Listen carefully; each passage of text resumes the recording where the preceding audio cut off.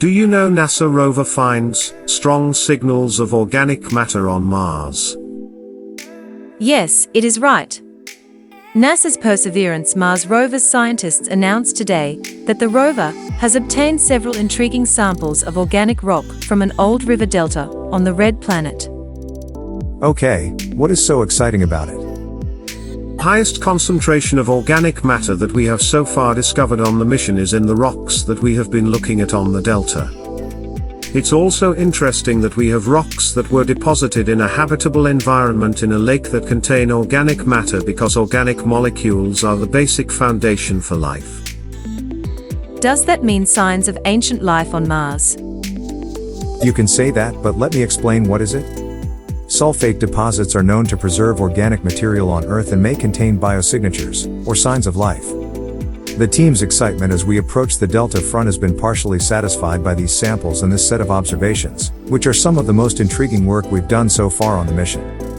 The information gathered by Perseverance so far does not provide enough information about the origin scenario to make a determination, and organics can be produced and deposited by strictly geological processes.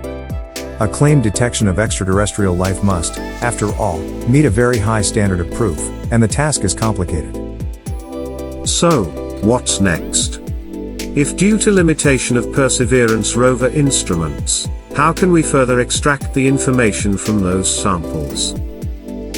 I will explain this, give me a chance. Okay? If everything goes as planned, a joint NASA-European Space Agency campaign could return the samples Perseverance is gathering to Earth as early as 2033. Scientists from all over the world will be able to examine the samples once they are here using a variety of instruments, many of which are much larger and more complex than anything you can fit onto a Mars rover. There are 43 sample tubes on Perseverance, 15 of which have been sealed. The sample return plan calls for the launch of a NASA-built lander in early 2028 and an ESA-provided Earth Return Orbiter, ERO, to Mars in late 2027. Perseverance will approach the lander and drop off its samples there. The lander will then use the samples to launch a rocket off the Martian surface. What if return mission failed? Anyone has a plan B for it? Yes, we have a plan B. Would you like to listen? Okay. Proceed. The ESA and NASA both have a fallback strategy. Perseverance is taking 2 samples from each rocket cores, one to store on board and one or more depots on the floor of Jezero. As a result, if Perseverance is unable to transfer the samples on its own, the return lander will land close to the sample caches and take the tubes one at a time using 2 helicopters. That sounds cool. So, it's all we have to wait till these samples come back to Earth.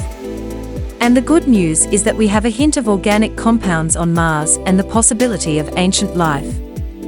Till that time, you can watch our video about oxygen on Mars. You can click on the video shown above in a few seconds.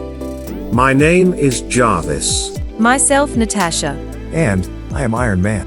If you have liked our video, Appreciate us by subscribing and liking it. Please hit the subscribe button for astronomy, cosmology and science updates. thank you and have a great day.